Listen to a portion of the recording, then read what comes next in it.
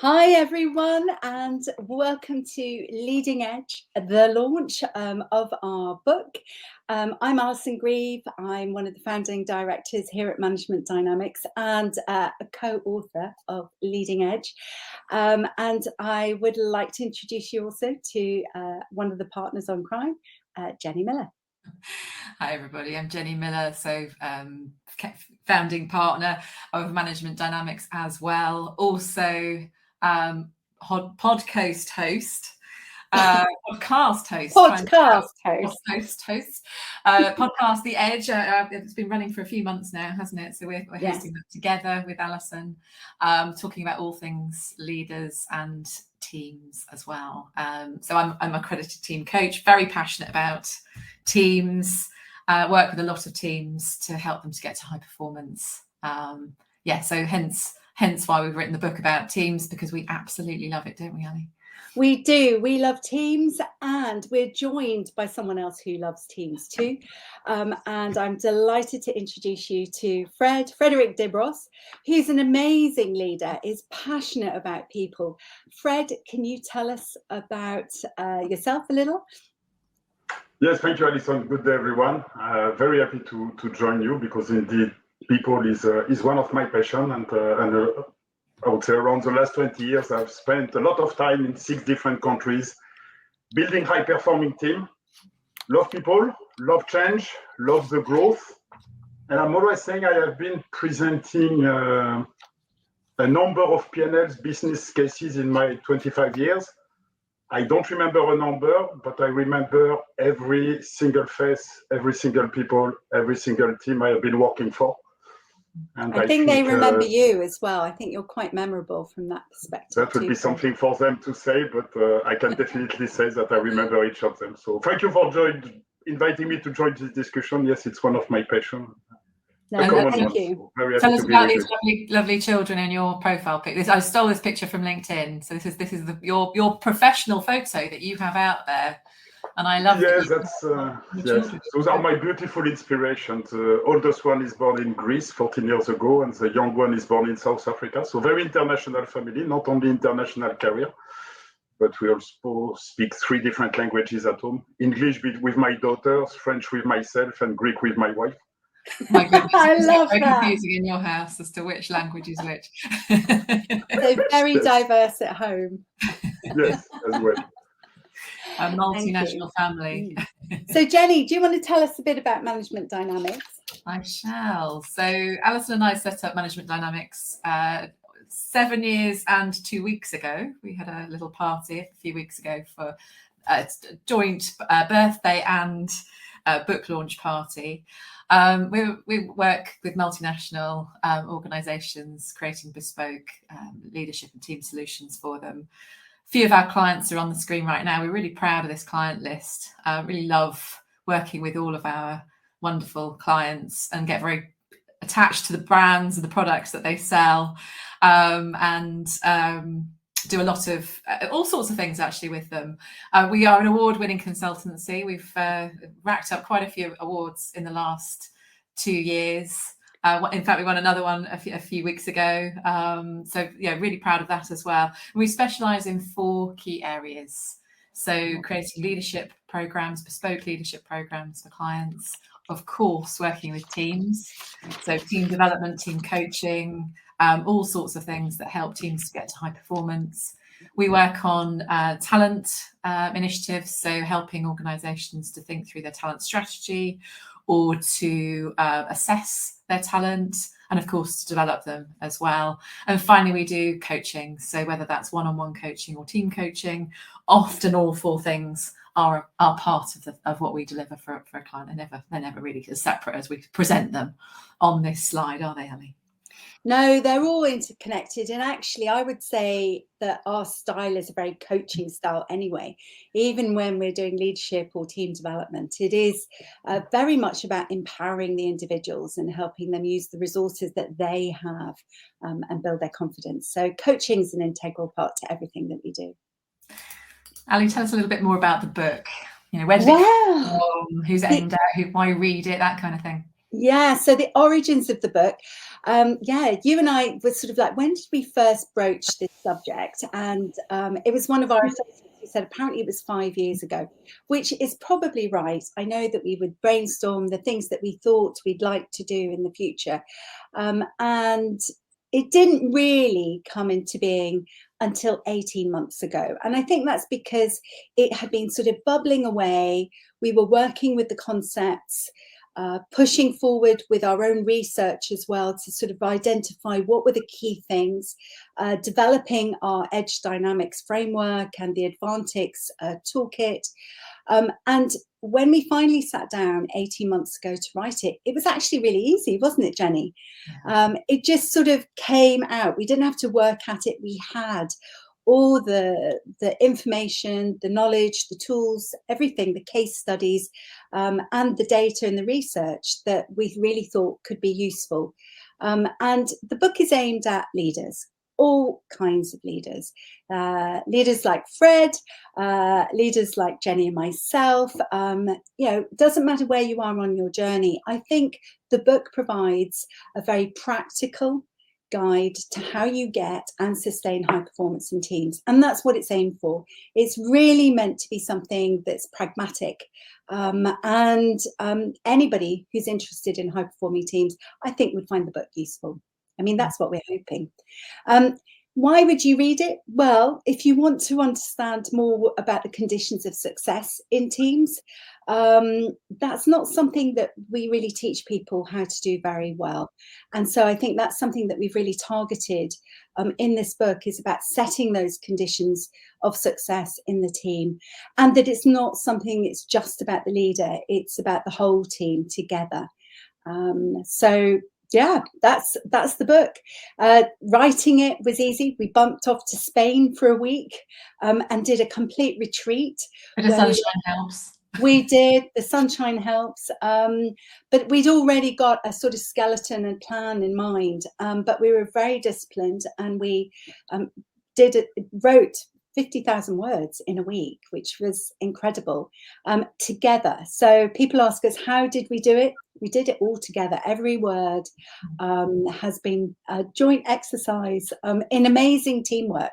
So I think this book is also an example of great teamwork, because obviously Jenny and I were a great team in doing it, but there's a horde of other people including Fred, who were then asked to have a read of the initial manuscript and tell us what was missing, what was awful, and update and give us ideas on it. So a big thank you to everybody else who was involved in writing it too.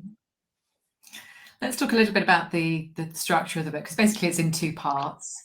The first part is all about the dynamics of high-performing teams. So high-performing team dynamics, it's based upon our model, which is this lovely diamond model of high-performing teams, which has 5 elements, as you can see on the slide here. And I'll talk you through each of those elements in a minute, but I'm going to get Ali to talk to us about why the diamond. What's that got to do with teams, Ali? Diamonds are the perfect analogy for teams. You know, if you think about diamonds, they're incredibly valuable. They're also very desirable. That also adds to the value of them, and aspirational. But they're hard to get. You know, it takes a lot of work and energy to find, mine, dig out of the ground diamonds, then polish them, and cut them and get them into the format that people want them to. And teams are like that too. High performing teams are highly valuable. We know the research that exists that high performing teams deliver exceptional results, but also they make people feel really good inside as well. So the value in high performing teams is to the individuals very worthwhile as much as it is to the organization. We'd also say that diamonds have many facets. So Fred has already talked about his global diverse family and all the teams he's worked with, but diamonds are multifaceted too. So they are a diverse way of looking at things, and bring those edges together. And the final bit that I really like is that diamonds are hard. Diamonds can cut through anything. And so I think high performing teams can cut through anything. And you could argue that it takes a diamond to cut a diamond. So you need a high performing leader to get a high performing team. Thank you, Ali. You say that so well. I didn't even attempt to have a go at that diamond when you're in the room, because you do it so nicely. So the dynamics, let's talk a little bit about these. First of all, where do they come from? We didn't pluck them out of the air. We did a huge amount of research when we were putting together this framework, looking at all of the research papers that are out there around teams, looking at it through the lens of high performance in particular, not just what makes an okay team or a good team, what makes a high performing team. And ultimately, when you look at all the research, it boils down to these things. So if you get these things right, you're going to be well on your way to being a high performing team. We guarantee it. I think also, though, despite the fact that this is based on research, I think this also feels really intuitive. So, people resonate with these dynamics and they kind of go, yeah, I get that. We do need that as part of our team. So I think that's really important too, that it's got that intuitiveness as well. So let's go through each of the dynamics. So first of all, we've got reason. It's right at the top of the diamond for a very good reason, which is that it is the team's North Star. It's the purpose. Why does this team exist? Now you'll notice I put the word why in that sentence. Why does this team exist? And that's not about things like your KPIs or your objectives as a team. That's under results. Okay. This is more than that. This is more enduring. It's more motivating, actually. Some people are motivated by achieving KPIs, but most of us want something more than just that. So this is the bit that really taps into our motivation and purpose and the reason why we get up out of bed every morning and come to work and want to do a good job. So that's got to be really, really clear, that why does this team exist and how does it fit into the organisation's why, and how does it connect to each team member's personal why as well. Then we've got results. So if reason is the why, this is the what. This is what the team's accountable for delivering. This is your KPIs, your objectives, and having real clarity around that what is really, really crucial. So again, that's got to connect with the organisation's strategy, but also individual team members' objectives as well. So all of those things have got to line up really nicely. So those two things, ultimately, reason and results, your why and your what, are about clarity. Get that clarity. You can never give a team too much clarity. So important. The blue bits at the bottom of the diamond, routines, relationships, and resilience, are all about your how as a team. How do you do all of that? So you've got your routines. This is your ways of working. How do you meet? How do you communicate with each other? How do you make decisions? It's all the little things that add up to ways of working. Relationships. This is how you get on with each other in the team. So how do you work together and collaborate really, really well? How much trust do you have? Resilience is all about your energy levels. How are you managing your workload? How are you prioritizing what you're doing? How are you anticipating what might be coming down the road that will affect your team as well? So all of those things together, you get those right, you're going to have a high performing team very naturally. Alison, anything you'd add to any of that?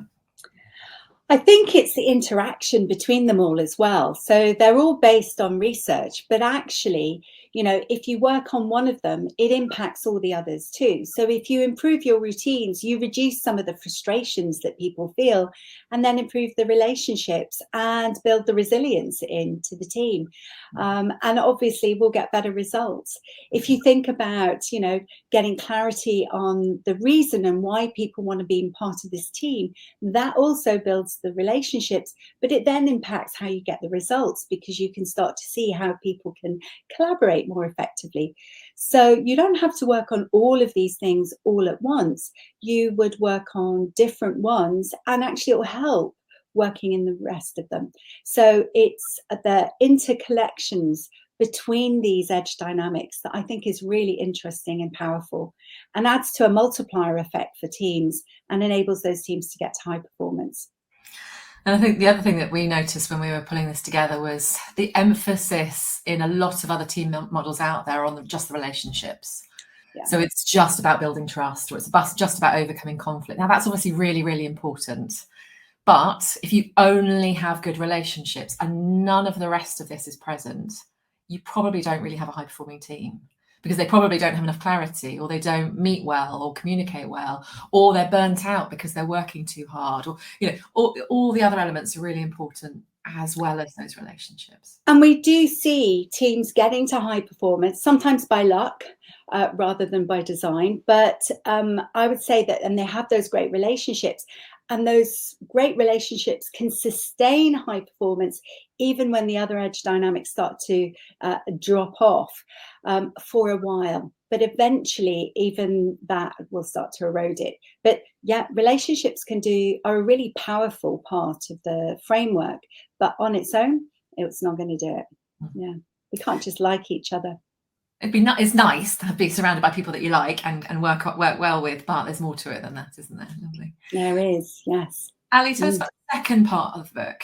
So the second part of the book is all about building on the framework that we've just shared with you and talk about what does it mean in terms of leadership and team development. So firstly, we've got a chapter on leading a high-performing team. What behaviours does a leader have to demonstrate in order to get their team to high performance? Then we look at what we call the accelerators and the interferences in a team. What speeds up a team's performance, and then what gets in the way.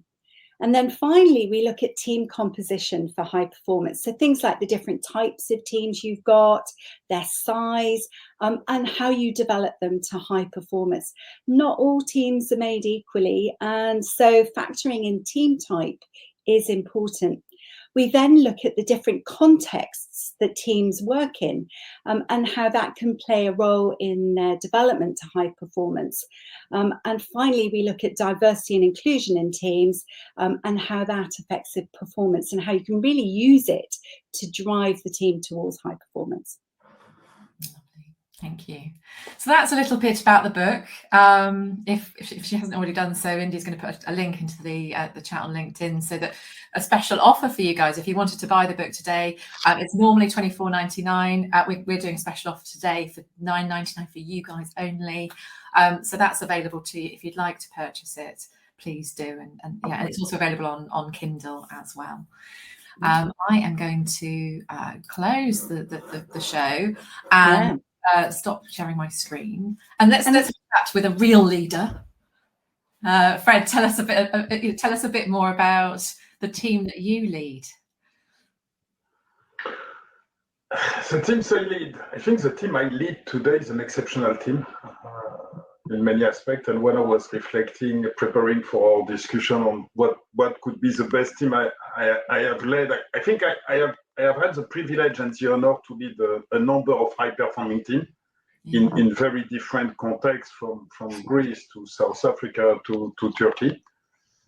I think if I reflect on what we as individuals and companies and businesses have been going through in the last 3 years, from COVID and geopolitical turbulences and in many aspects, I think the team I have the privilege to lead today is probably the highest performing one.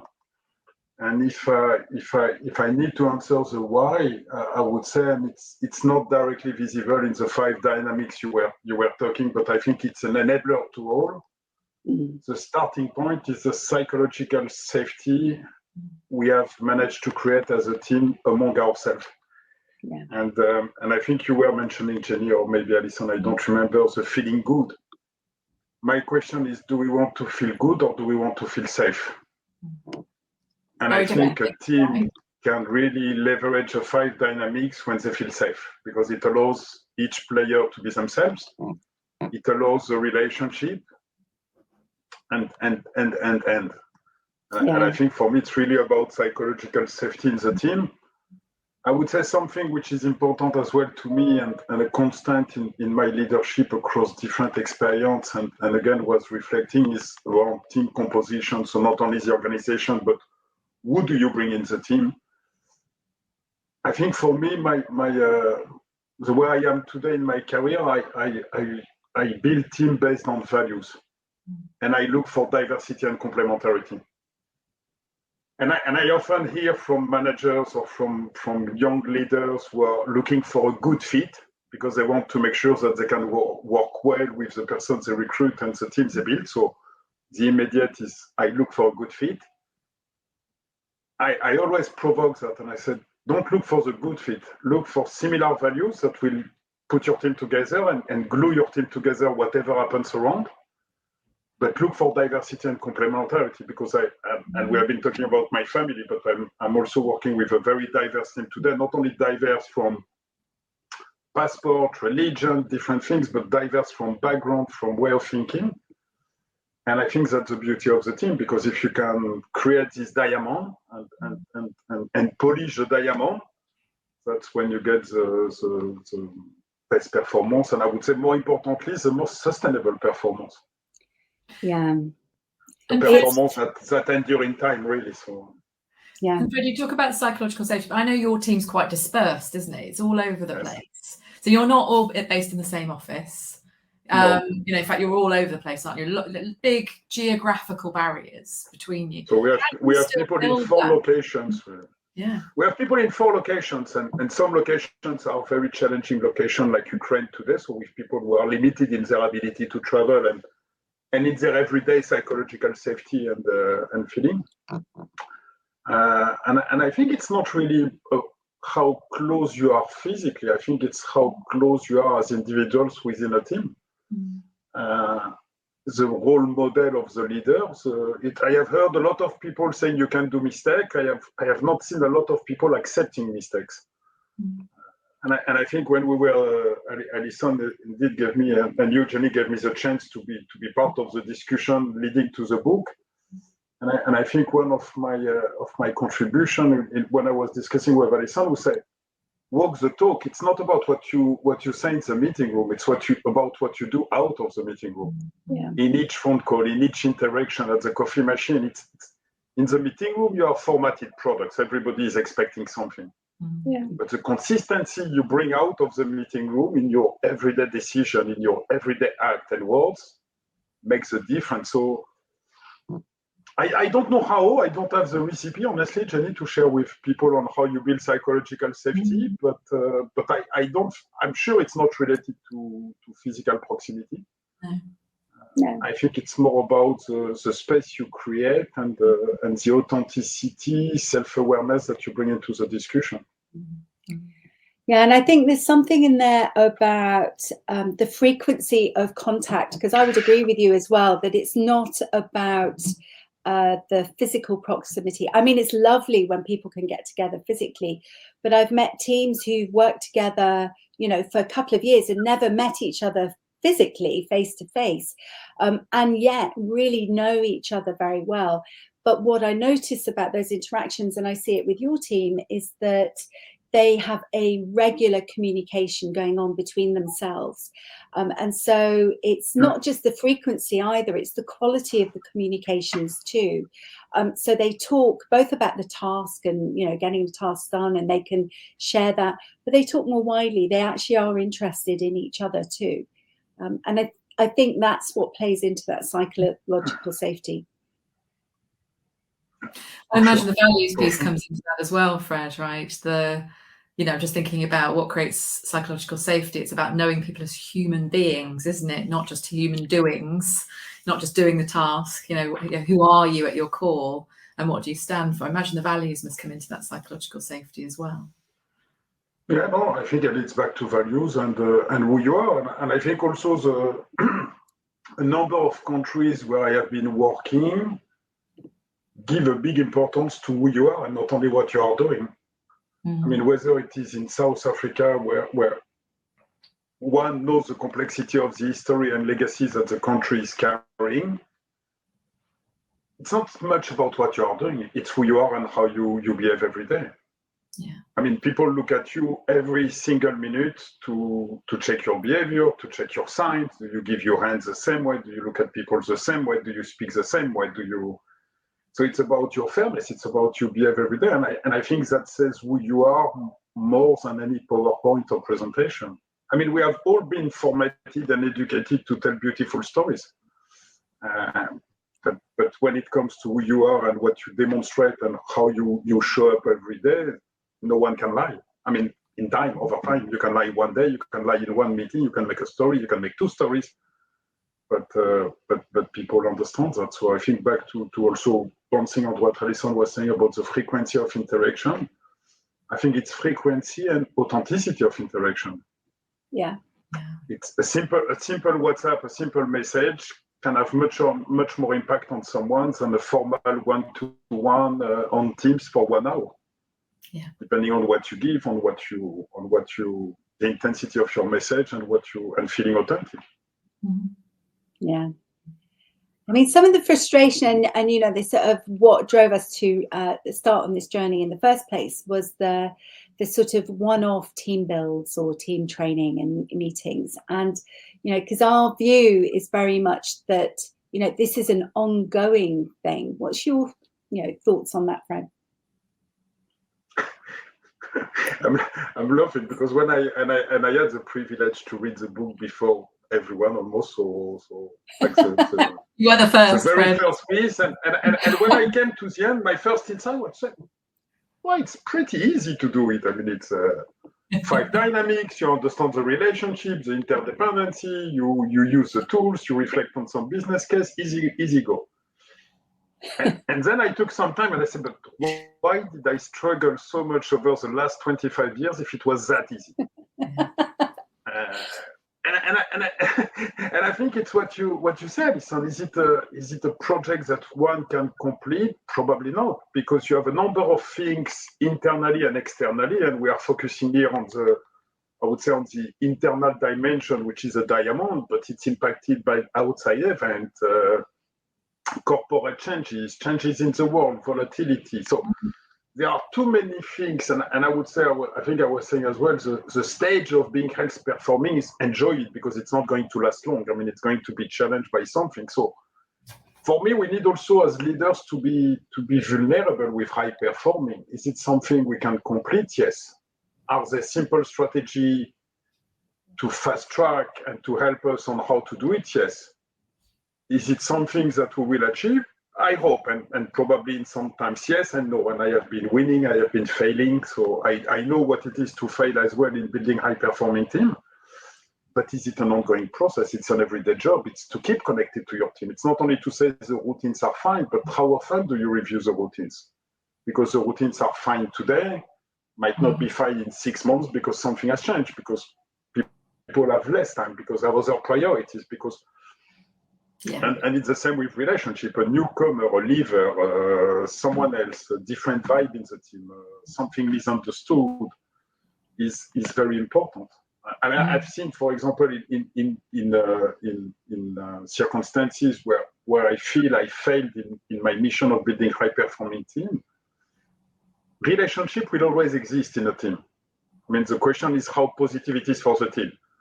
And I have seen in team where the overall relationship fragment into sub-team in the team, and you start to have a very negative dynamic. So the relationship is there, but the relationship is not producing the right outcome for the team, and you have 2 or 3 people forming sub-teams and gangs and cliques,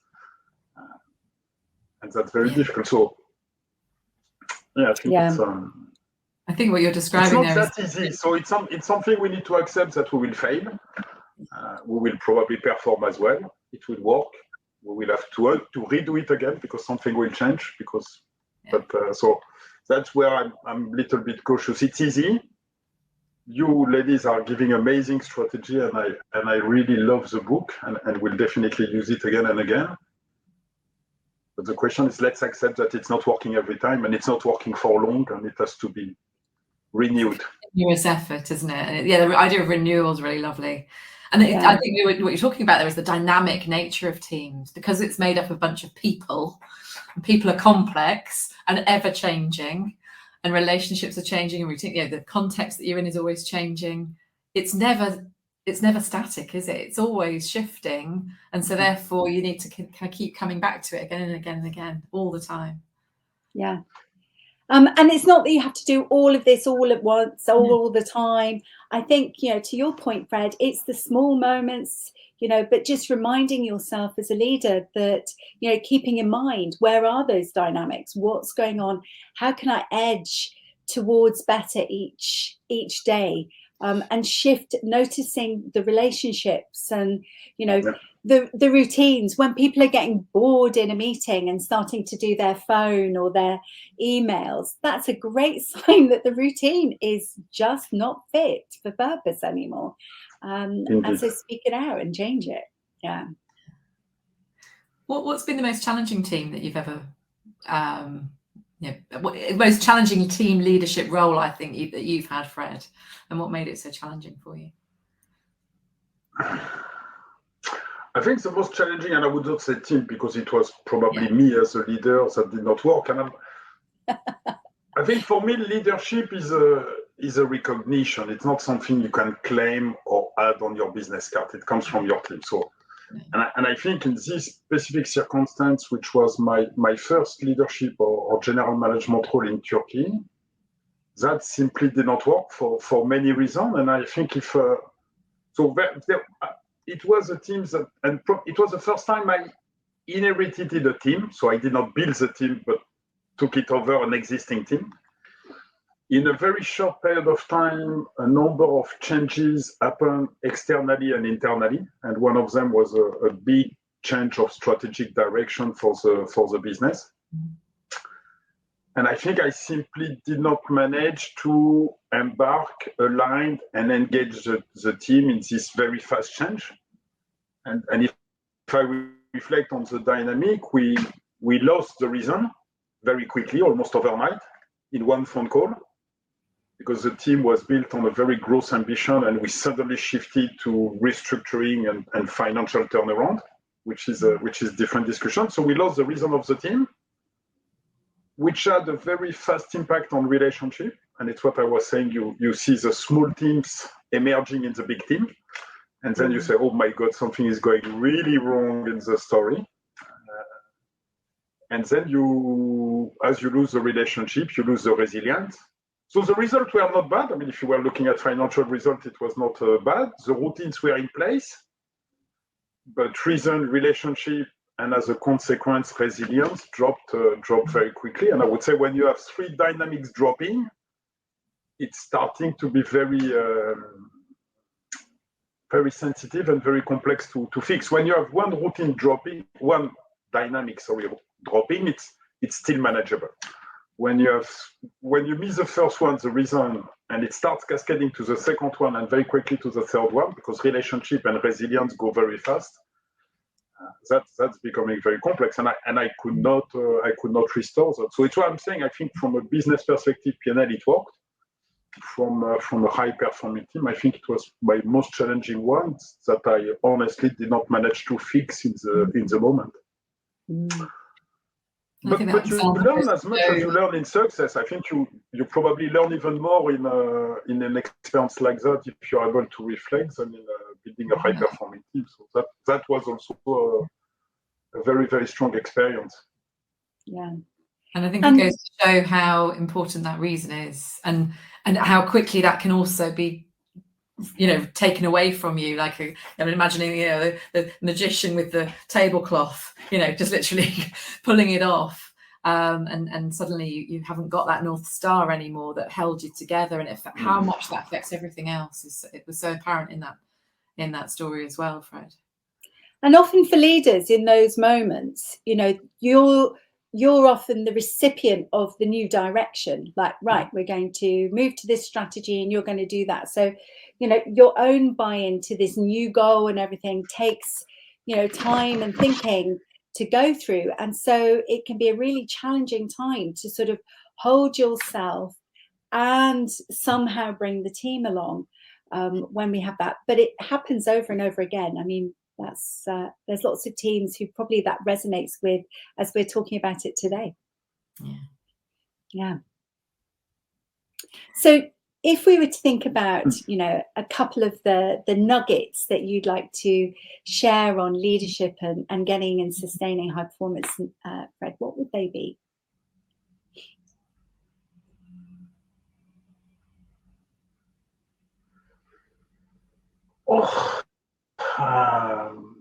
It starts from building the team, and I think I mentioned that.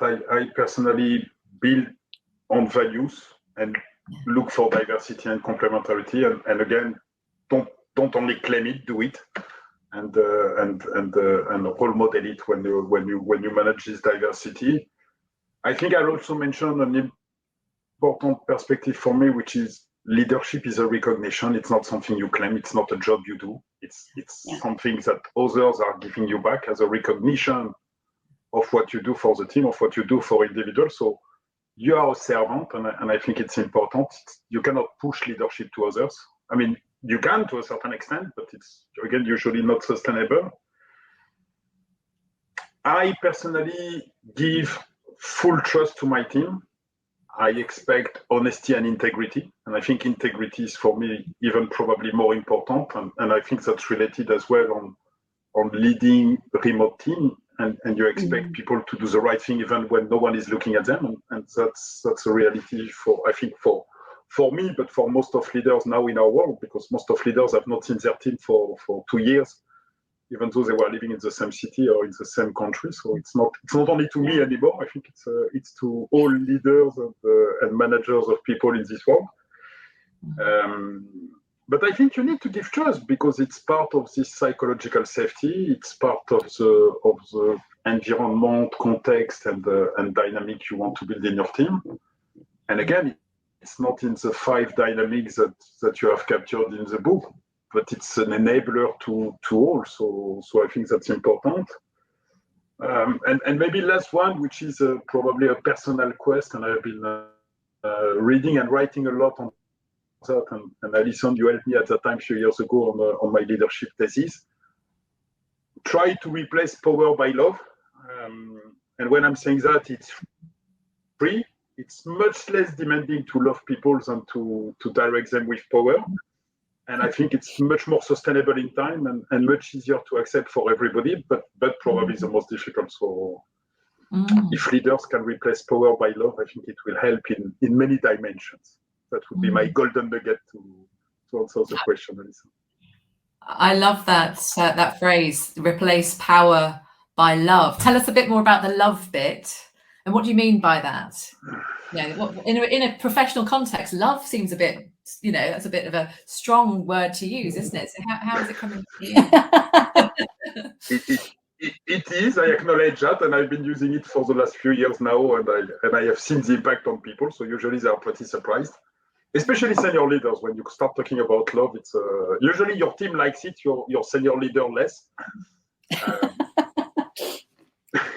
I think it came because I was going a few years ago. I did an executive master on coaching and consulting for change.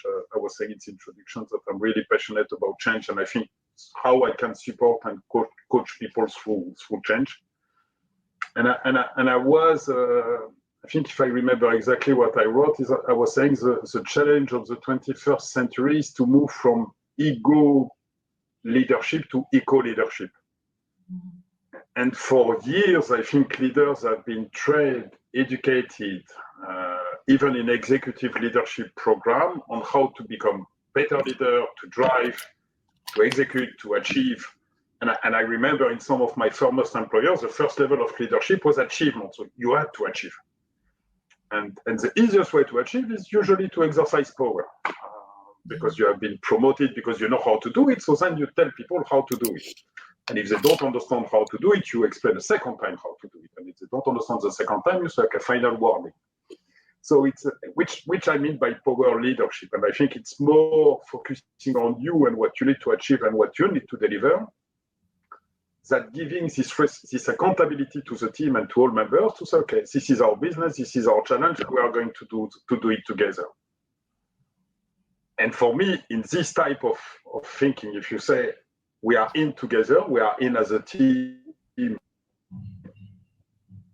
and I don't exist as a leader if there is not someone to love becomes the main energy of the story.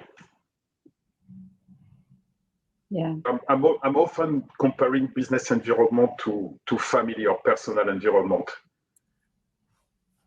if I force my kids to do what I want them to do every day, I will fail. They might say yes 1 time, 2 times, but they will never learn how to do it by themselves, and they will never do it by themselves. So again, is it power? Is it love? And I think for me, love is the.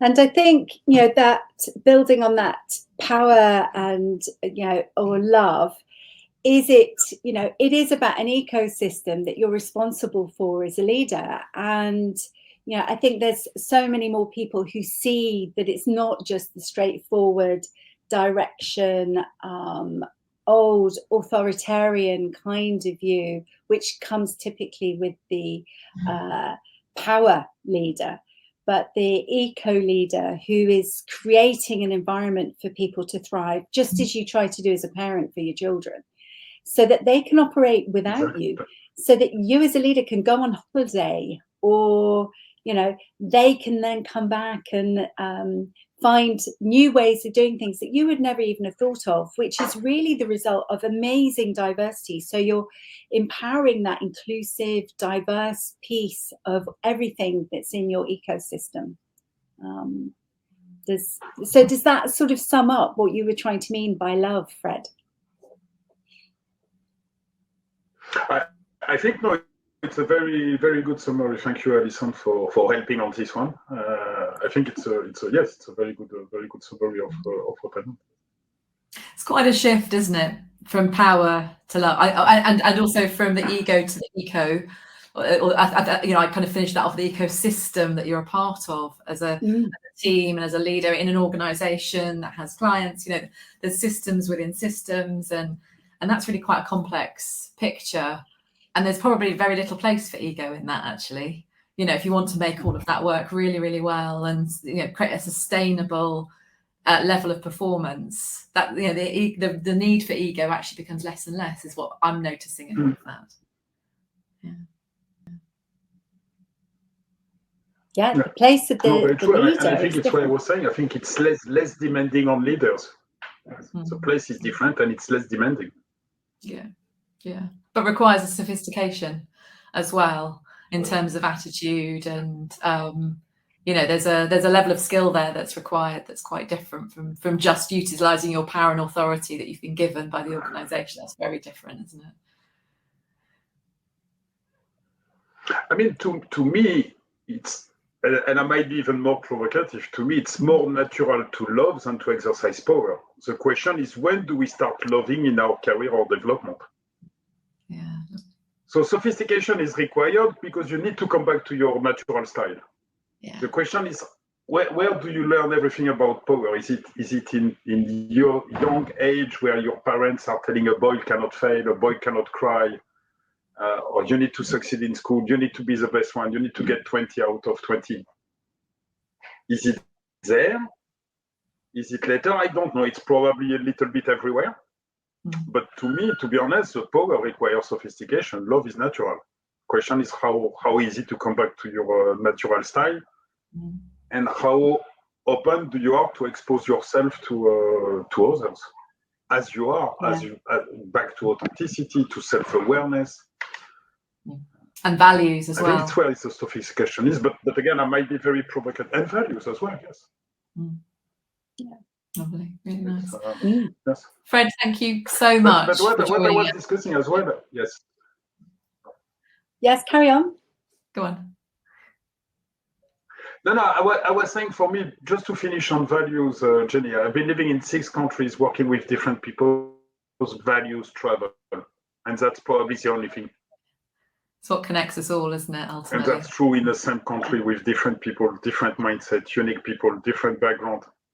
Values travel and connect people. Yeah, I think you're absolutely right. Yeah, no matter where you are in the world, you can find, if you can find people who share your values, you'll always connect with them at a much deeper level, and create a relationship based on respect, and so much more. Very powerful. Fred, thank you so much for joining us. It was really, really inspiring to talk to you. It always is. You know, you've inspired us for many, many years in our leadership journeys. and we really value as a colleague and as a mentor and as a friend. So thank you so much for joining us today. We really appreciate it. Yes, we do, as always. Looking forward to our next conversations, which no doubt take us on other journeys too. And we hope everybody else has enjoyed our launch of Leading Edge. If you've got any questions, we're always around and love to hear from you. So enjoy the rest of your day. Thank you. Thank you.